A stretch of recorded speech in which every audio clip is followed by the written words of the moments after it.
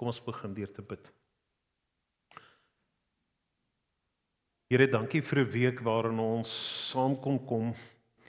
'n Paar dae wat ons elke aand hier by mekaar is, mekaar beleef, saam kan kuier en kan sop drink, kan broodjies eet en kan gesels en met mekaar deel oor wat in ons lewens aangaan. Maar Here, ook dat ons hier kon saam wees in die erediens in die kerkgebou. En dat U uit die woord uit met ons praat. Dat ons as te ware op die stoel kom sit het, sodat die Gees in en deur ons kon werk. Ons weet dat U in hierdie week aan ons gewerk het, aan ons lewens gevorm het, sodat ons meer kon word soos wat U wil hê ons moet wees. En ons is so bewus daarvan dat U werk in ons lewens nog ver van klaar is. En daarom, Here, wil ons bid dat U steeds in ons harte sal werk en met ons besig sal wees. En Here, is dit ons begeerte om na U stem te luister en duidelik te hoor wat U wil hê ons moet doen en waarmee U wil hê ons moet besig wees. Help ons om steeds tyd te maak om in U teenwoordigheid te kom, om stil te word, om U stem te hoor. En as ons vanaand saam is, Here, dan is ons gebed werklik dat U ook vanaand met ons sal praat, dat ons U woord sal hoor, duidelik en helder, en dat ons sal weet dat dit U is wat ons moet ons praat.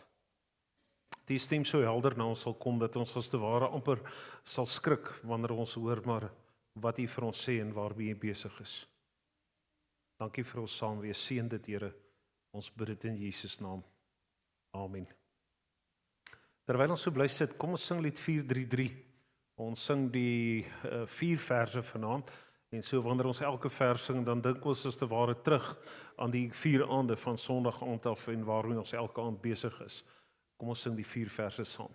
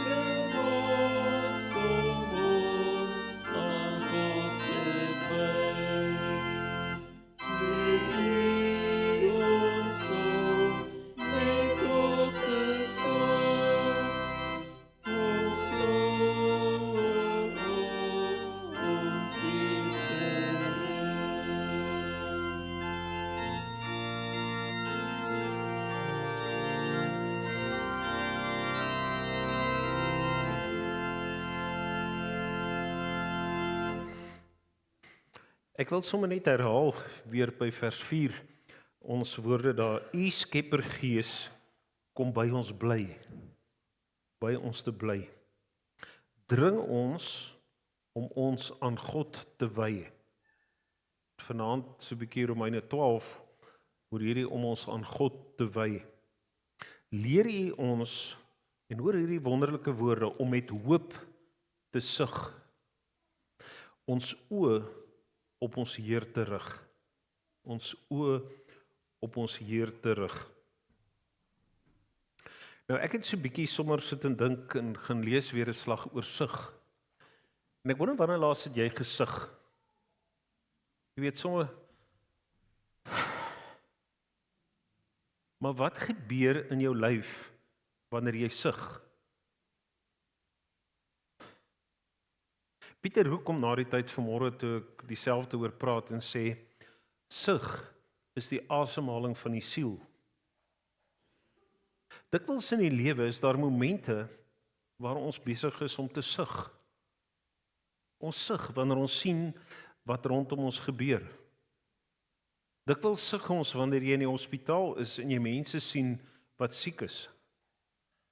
Dikwels sug jy oor goed wat in jou lewe gebeur. Ons het goed wat sug en wat ons laat sug. En om te sug is nie 'n fout, dink ek nie.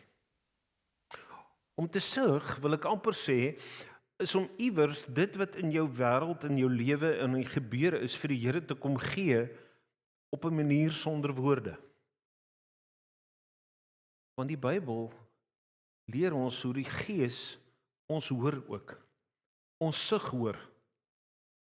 En dan hierdie woorde net om met hoop te sug. So ons sug en ons weet dis hoe dit is. Maar ons weet dis nie finaal nie. Ons weet daar is ook hoop. Die Here is in die werk. Niks wat in hierdie wêreld ons laat sug is groter en meer as dit wat die Here kan hanteer nie.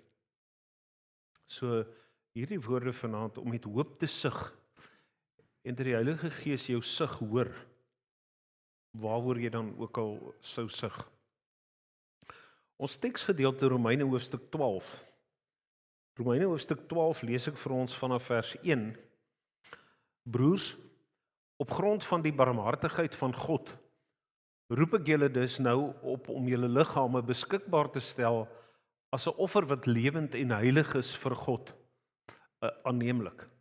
Dit is julle sinvolle godsdiens. Julle moenie in hierdie wêreld gelykvormig wees nie, maar verander word deur die vernuwing van julle denke, sodat julle goed kan onderskei wat die goeie en aanneemlike en volmaakte wil van God is. Deur die genade wat aan my gegee is, sê ek vir elkeen van julle, dat jy nie meer van jouself moet dink as wat jy behoort nie, maar dat jy jou gedagtes daarop moet instel om verstandig te wees, volgens die maat van geloof wat God aan elkeen toebedeel het. Want soos ons baie ledemate in een liggaam het, en nie al die ledemate dieselfde funksie vervul nie, net so is ons baie een liggaam in Christus en individueel lede van mekaar. Ons het gawes wat van mekaar verskil volgens die genade wat aan ons gegee is. As dit die gawe van profesie is, beoefen dit dan ooreenstemming met die geloof. As dit is om ander te dien, gebruik dit dan vir die dienswerk. Wie onderrig kan gee, moet onderrig. Wie kan bemoedig, moet bemoediging gee. Wie mededeelsaam kan wees, moet dit met opregtheid doen. Wie leiding kan gee, moet dit met toewyding doen. Wie barmhartigheid kan toon, moet dit met blydskap doen. Ek lees vir ons tot daar.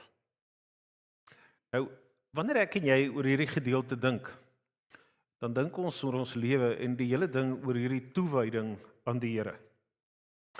Nou, ons praat oor bekering op verskillende maniere, dit in verskillende tye in ons lewens plaasgevind.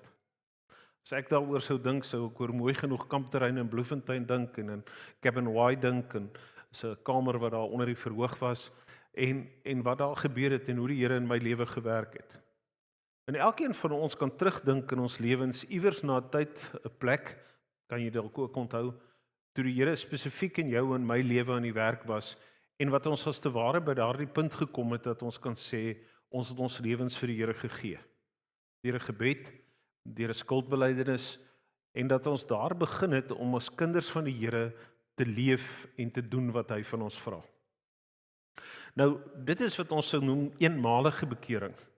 Maar in ons lewens is dit ook so dat daar daagliks 'n stuk bekering in ons is. Daagliks om weer as te ware te kies om vandag ook besig te wees om die Here te dien. Maar as ek en jy dink oor daardie eerste momente, daai eerste kindertree wat ek as kind van die Here gee, dan is daar 'n klomp goed wat by 'n mens vassteek. 'n Mens was ongelooflik opgewonde. Daar was, wil ek amper sê, 'n stuk energie, 'n stuk toewyding, maar ek was onkundig. 'n Klomp goed nog nie verstaan nie, nog nie geweet nie. En met tyd deur jare het 'n mens so gegroei, sy geloof ontwikkel en gegroei en gevorder.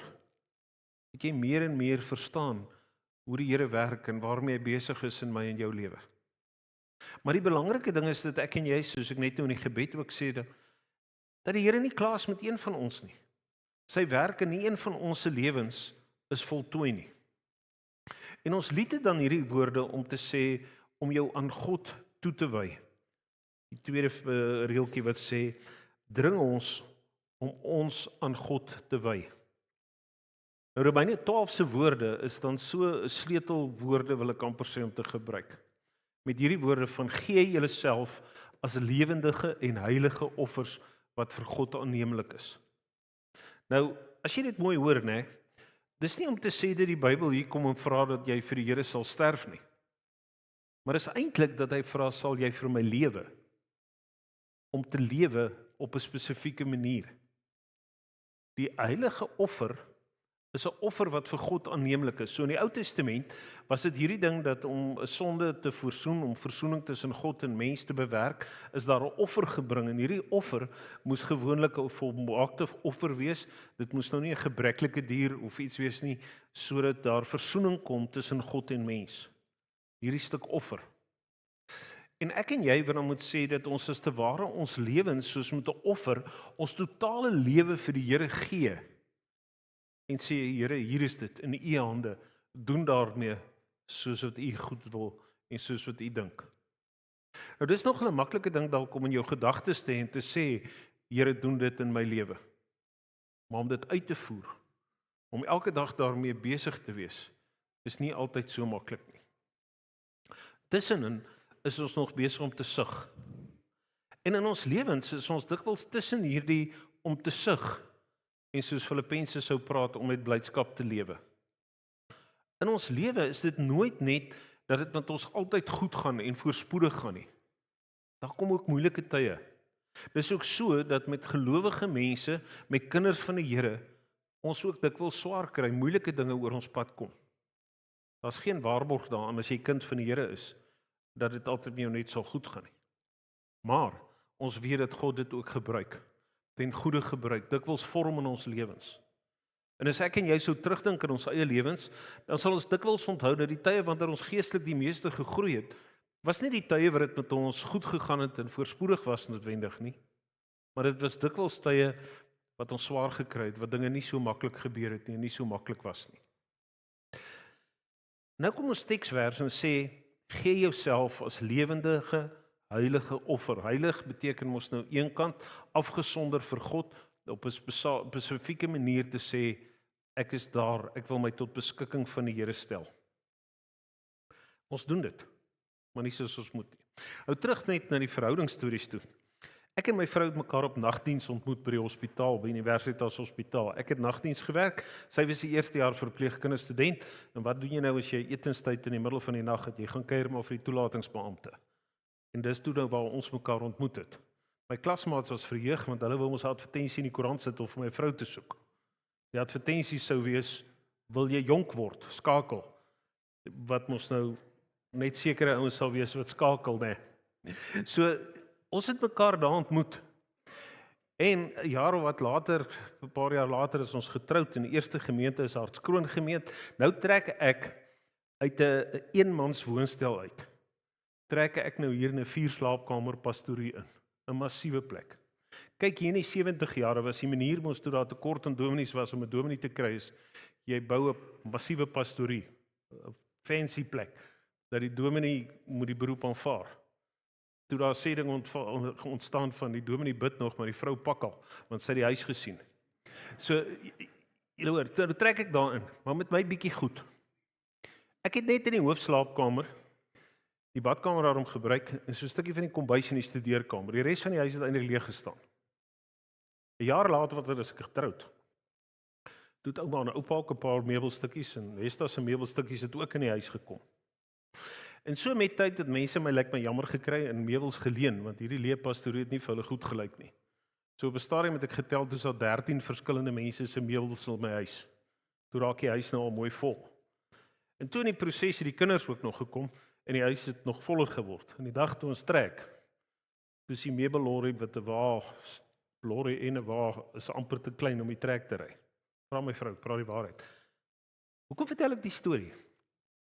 Die Heilige Gees se werk in ons lewens is as te ware soos hierdie huis waarin ons intrek. Aanvanklik as kind van die Here wat nou net begin om die Here te dien, is dit dalk nou die slaapkamer, die kombuis, die studeerkamer, net 'n gedeelte. Maar soos wat ek en jy op die geloofspad groei, laat ek die Here toe, die Heilige Gees toe om 'n groter en groter gedeelte van my lewe as te ware te beset. Om die sê te hê in verskillende dele van my lewe, sodat dan selfs die buitekamer vol goed is in die huis. Nou wanneer jy hierdie beeld vat en jy bietjie mooi daaroor dink, dan besef jy, eintlik in 'n sekere sin is ons elkeen nog op 'n punt dat daar iewers 'n kamer, 'n kas, iets is, wat ons as te ware partykeer nog vir die Here wil toehou. Wat ons nog nie so maklik wil gee nie. Dalk wil partykeer gee, maar dan op 'n stadium weer wil terugvat. Om jouself te gee, ten volle. Paulus wat sal sê, hy moet meer word, ek moet minder word, om leeg te word van myself. So die verhaal van hierdie huis en die beeld van my en jou lewens, om te sê, hoe vol is jou huis? Hoe groot deel van jou huis is die Here besig om op koning te wees, waarin hy die sê het? En watter kas, watter kamer, watter iets steek jy dalk nog weg? Watter deel van jou lewe is jy nog besig om vir jouself te wil hou? Nou wanneer ons teks aangaan, dan begin die teks praat oor gawes wat verskillende mense het. Nou deel van die wonder van 'n verhouding en van mense rondom jou het en as ons mekaar het, is dat dit nie altyd met almal op dieselfde plek in 'n lewe is nie. Soms gebeur dit dat met ons baie goed gaan en ons soort van sê in ons lewe is ons te ware op 'n hoogtepunt. Maar daar kom ook in ons lewenstye wanneer ons is te ware op 'n laagtepunt is en ons moeilike tye beleef en swaar kry. Maar op 'n ander manier gebeur dit weer met iemand anders dat in hulle lewe dit presies die teenoorgestelde is. En die effek daarvan is dat ons dan mekaar as te ware bemoedig. Wanneer dit met my sleg gaan, is daar iemand wat my bemoedig. En wanneer dit met my goed gaan, is ek weer die een wat ander bemoedig. En in hierdie bemoediging, in hierdie mekaar help, mekaar ondersteun, is dit net ongelooflik hoe die Here ons verskillend maak, nie net as mans en vrouens nie, maar elkeen van ons hier vanaand is verskillend. Ons het verskillende funksies, verskillende vermoëns, ons is op verskillende plekke in ons lewens en. Maar iewers gee die Here elkeen van ons iets wat bruikbaar is. 'n gawe, 'n iets wat ons kan gebruik om die ander by te staan te help daar te wees. As 'n mens in die Heidelbergse Katekismes gaan lees, dan sê die Heidelbergse Katekismes oor gawes, die Here gee vir ons gawes wat ons met vreugde tot voordeel van ons naaste moet gebruik. Gawes wat jy met vreugde tot voordeel van jou naaste gebruik. Kyk, as jy my nou al vieserig wil hê, dan moet ek iemand nou vra om 'n ding te doen, hulle doen dit so half dikbek. Dan as jy mos nou amper, jy sê loop aan, gaan uit verby. Maar wanneer iemand dit wat hy doen met vreugde doen, is dit net 'n ander prentjie. Dis lekker om dan saam met mekaar te werk. En hoe ek my gawes met vreugde kan gebruik om ander mense by te staan en so elkeen van ons in ons lewens. Daarom wil ek vanaand om te sê, wat is die gawes wat die Here vir jou gee? Hierdie gawe van bemoediging wat ek hier lees is nogal ongelooflik belangrik. Want dit sluit aan by Lied 433 se 4de vers. Om met hoop te sug. Om met hoop te sug. Dis om iemand in die moeilikste omstandighede hoop te gee. Een van die interessantste goed om te lees is as jy lees oor Auschwitz, oor die Duitse konsentrasiekampe en wat met mense gebeur het. En hoe daar mense is wat in hierdie verskriklikste omstandighede steeds hoop gehad het. Jy sug, want dit gaan nie voor die wind en heerlik en pragtig nie. Maar jy sug met 'n stuk hoop, want jy weet, dit gaan verby. In ons lewens staan ons mekaar dikwels by. Vat ons mekaar se hand, dra ons mekaar dalk partykeer om deur moeilike tye wat ons lewens sug te kan kom om aan die ander kant uit te kom. Die vraag op die ou end is, hoe toegewy is jou lewe? In watter mate het jou lewe as lewende en heilige offer vir die Here gegee? As ek eerlik is in my eie lewe, dan weet ek, dis so maklik wat dit in ons lewens gebeur, dat jy terugspring, soos die jong mense sou sê, in 'n default mode, en jy terugkom en sê, dit gaan weer oor myself. Wat jy eers aan jouself dink, en dan eers besef, maar luister, dit gaan nie in die eerste plek oor myself nie. 'n Mens het kontak met baie mense in jou lewe. Daar's mense by wie jy partykeer kan kom, wat jou nogal moeg kan maak. Wanneer jy klaar is, omdat hulle gekla het en gemurmureer het en niks goed was nie, jy is te ware wil moedeloos raak. Maar as mense, en is dikwels mense met dit nie baie goed gaan nie. Partykeer is dit mense selfs wat dit mee baie slegter gaan as met jou. Partykeer in 'n hospitaal, wat iemand jou bemoedig op die ou end. En jou hoop gee, dat jou probleme skielik in perspektief geplaas word. Want dan besef jy skielik, dit wat ek dink is so groot, so moeilik, so swaar, is eintlik niks in vergelyking met wat ek rondom my sien nie. Dikwels wanneer 'n mens jong mense vat, en Hartswater hulle dit op 'n stadium gedoen, en saam met 'n maatskaplike werker doeteenvoudig gegaan en binne in 'n plakkerskamp ingegaan en daar met mense afsprake gehad en gesprekke gehad. Net, hoe gaan dit? Hoe lyk jou naam? Wat sê jy? Wat doen jy? Dit niks snaaks nie. Maar skielik het jy hierdie twee prentjies gehad van wat in verskillende lewens gebeur, en het jong mense teruggekom en hulle het 'n nuwe waardering gehad van waar hulle is, hoe die skool lyk waarin hulle studeer, hoe die huis lyk waarin hulle groot word. Hoop gekry.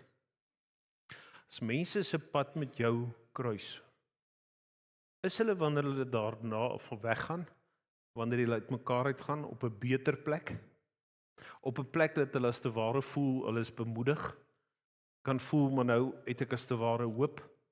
My situasie het nie noodwendig verander nie. Daar's nog rede om te sug, maar ek het 'n stuk hoop, want ek het met jou gepraat. Broers en susters, dalk vanaand is dit weer nodig dat ons krities na ons eie lewens kyk en sê, waar staan ek in my verhouding met die Here? Here praat mos met ons. Hy is in ons lewens in die werk. Waar staan ek en waar staan jy in ons verhouding met die Here? En wat is die volgende tree in hierdie groei in jou verhouding met die Here? Wat die Here vir jou sê, dis die volgende tree wat geneem moet word. Dan maak dalk tyd om daaroor te dink. Wat is die volgende tree in jou lewe wat jy behoort te gee? Wat is dit wat die Here op jou hart druk? Wat is dit wat die Here vir jou wys? Amen. Here,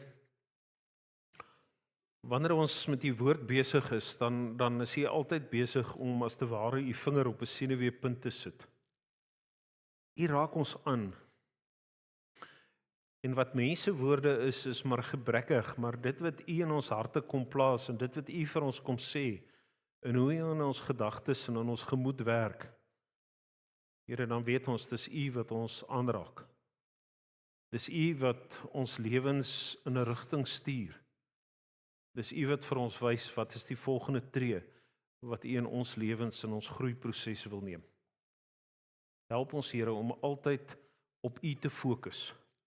Dat dit wat met ons hier op aarde gebeur en dit wat oor ons pad kom, nie vir ons as te ware blind sal maak vir dit waarmee u besig is en waarheen u met ons op pad is nie. Dankie vir ons saamwees hierdie week, dankie vir die woord wat met ons praat. Dankie dat ons vervuld en vol kan huis toe gaan. Seën elkeen, Here, ons bid dit in Jesus naam. Amen.